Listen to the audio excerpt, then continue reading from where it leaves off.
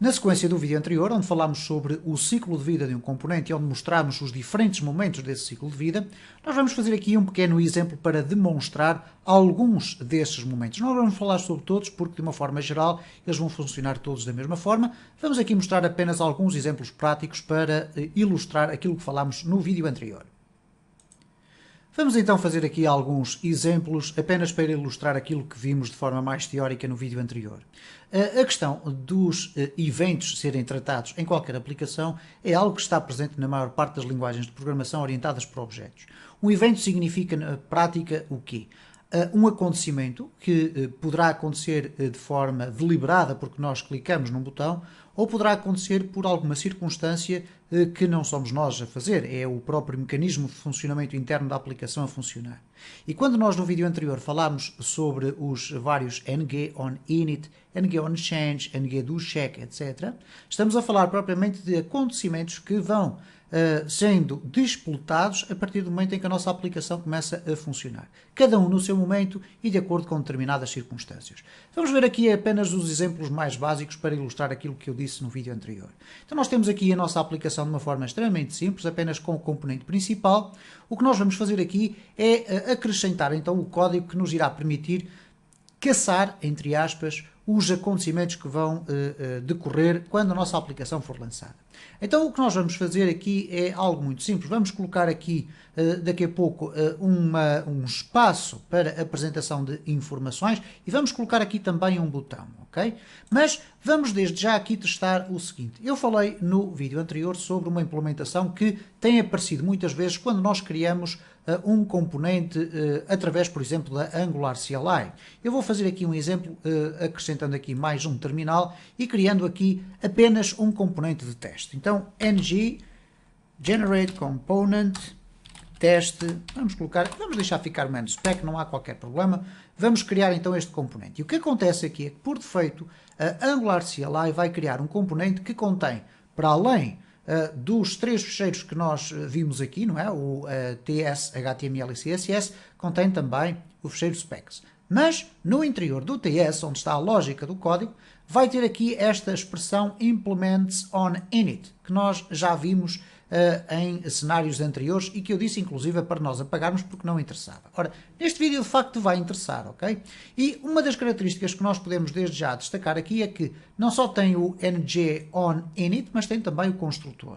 E no caso do ng on init, nós temos aqui então implements on init, que eu já vou explicar o que é, e temos aqui também uma importação da classe on init a partir do Angular Core.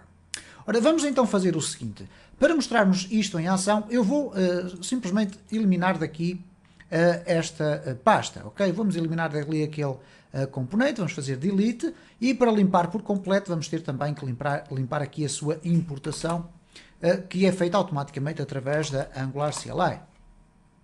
Ora, posto isto, vamos então regressar aqui ao nosso componente e o que nós vamos ter aqui então é o seguinte. Vamos fazer aqui um conjunto de mecanismos muito simples e depois na nossa página web vamos tentar encontrar uma forma de apresentar as informações dos acontecimentos que vão tendo lugar. Então para isso uma das hipóteses seria utilizar a consola da ferramenta de programador que aparece aqui neste lado, ok? Quando nós temos aqui as ferramentas do programador. Mas eu vou implementar aqui um ng-for, ok? Então o que nós vamos poder fazer aqui é o seguinte, vamos colocar aqui uma variável, ok? Que vamos chamar de eventos. E esta variável vai ser um array de strings, ok? E que neste momento vai começar por ser vazia. O que é que nós vamos fazer? Sempre que um determinado acontecimento for disputado, nós vamos ter aqui um método para apanhar esse acontecimento e ele vai acrescentar elementos ali, ok? Então, vamos aqui, por exemplo, testar o ng on init, ok? Ora, eu vou colocar aqui o ng on init e com isto eu estou a criar então um método com uma designação específica e que está preparado para apanhar a nossa aplicação no momento em que este componente é iniciado. ng on init, ok? Quando é iniciado. Para que isto funcione de uma forma correta, embora não fosse praticamente obrigatório, é importante nós fazermos aqui o tal implements on init. E o que é esta questão do Implements on Init? On Init é um interface que contém um conjunto de propriedades, às quais nós eventualmente depois iremos ver formas de acesso, ok? Mas esse interface irá permitir então que esse conjunto de propriedades e métodos, etc., sejam implementados dentro do nosso próprio component. E nós podemos implementar, e como irão ter a ocasião de verificar durante este vídeo, vários outros interfaces. Ele agora neste momento está aqui a dar um erro, porquê? Porque ele tem que ser também importado aqui no nosso Angular Core, ok? E neste momento já não temos o erro. A partir do momento em que nós temos aqui esta implementação, que eu vou aqui colocar como separador, o que é que nós vamos ter aqui? Acontece sempre que existe uma instanciação do componente. Ora, o que é que vai acontecer então? Quando a nossa aplicação arrancar, uma vez que estamos a trabalhar no componente principal, ele vai ser de imediato criado dentro da nossa aplicação. O que quer dizer que o ng-on-init vai ser de imediato também despoltado. Então vamos fazer aqui o seguinte, vamos acrescentar essa mensagem aqui aos eventos. Então this.eventos.push para acrescentar ao nosso array e vamos colocar aqui a mensagem ng-on-init foi executado. Ok? Ora, o que é que vamos fazer agora para percebermos esta informação? Como é que nós a vamos apresentar? Então vamos regressar aqui ao nosso App Component e eu vou já criar aqui a estrutura que me vai permitir apresentar todas as mensagens que estiverem dentro do meu array. Então eu vou colocar aqui um div e neste div vamos ter no seu interior um parágrafo que vai apresentar o texto de um evento, ok? Eu criei aqui uma variável chamada eventos e agora criei aqui um evento. E como é que eu vou apresentar estes textos? Este texto que aqui vai estar vai ser então cada um dos elementos que aqui estão dentro. Então nós podemos fazer um ciclo, utilizando aqui, neste caso, a diretiva estrutural ng-for, que vai ser igual a quê? A let evento, que vai ser a expressão que nós vamos usar aqui, of eventos, que é a variável, neste caso o array que nós usamos aqui e que vai crescer à medida que os acontecimentos forem aparecendo aqui. Okay? Vamos verificar então aqui se a nossa aplicação está a ser corretamente executada. Ele diz aqui que tem um failed compile, okay? Já vamos verificar porquê. Vamos aqui, se calhar, deitar fora os nossos terminais, vamos aqui refrescá-los, ng-serve. Vamos aguardar então alguns instantes, eventualmente poderemos ter esquecido aqui alguma circunstância. Eu penso que não, mas vamos então aguardar. Ok, está feita então a compilação, como podem ver não há erros. Quando chegarmos aqui, nós temos aqui já a expressão ng-on-init foi executado. E porquê? Por uma razão simples.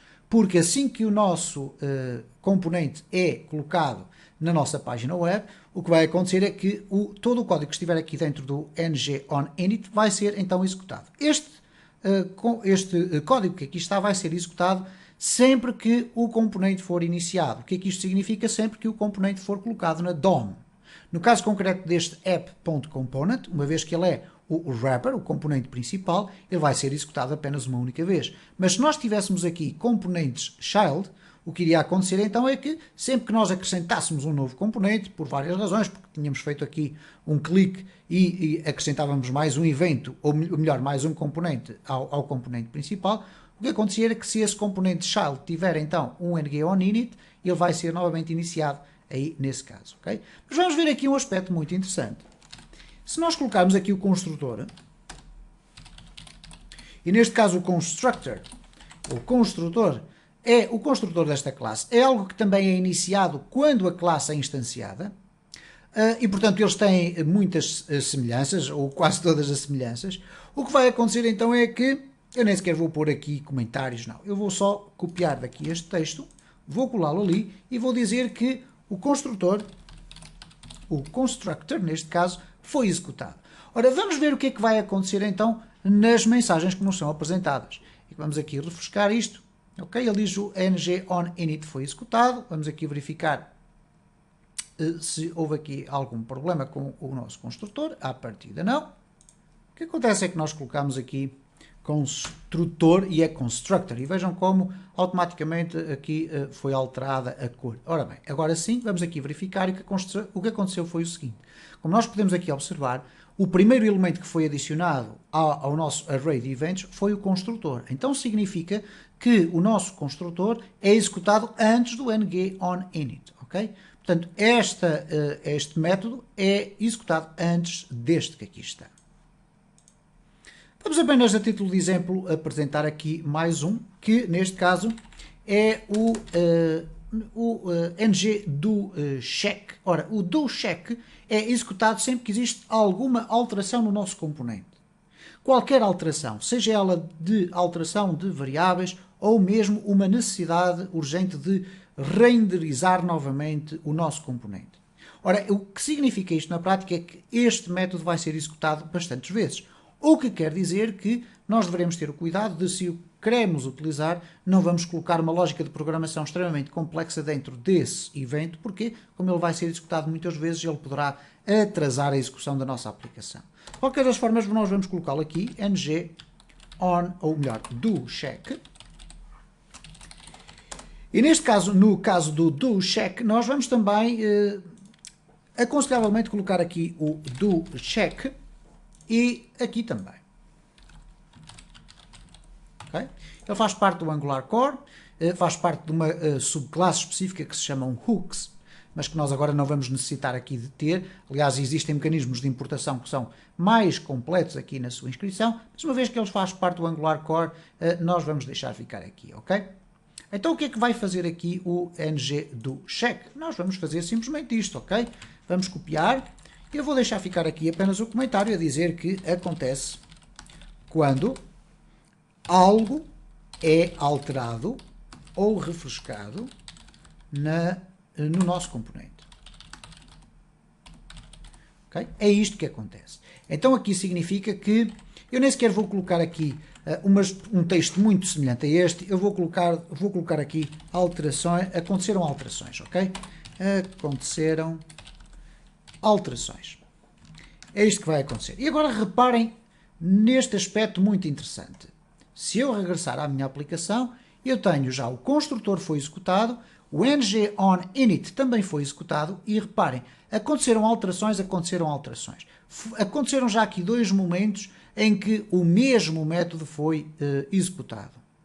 E eu chamo a atenção para um aspecto muito interessante, é que neste momento nós temos aqui a indicação clara e cabal de que antes do nosso componente existir como uma entidade visível, só é executado o construtor e o ngOnInit, ok? A partir do momento em que ele começa a ter uma presença física, porquê? Porque é aqui que ele é instanciado, ok? É a partir daqui que ele existe, que ele nasce, aí então começam a ser disputados estes eventos. Ora, como é que eu posso verificar se aconteceram mais algumas alterações? Vamos fazer aqui um exercício extremamente simples, que é, por exemplo, acrescentar aqui um botão.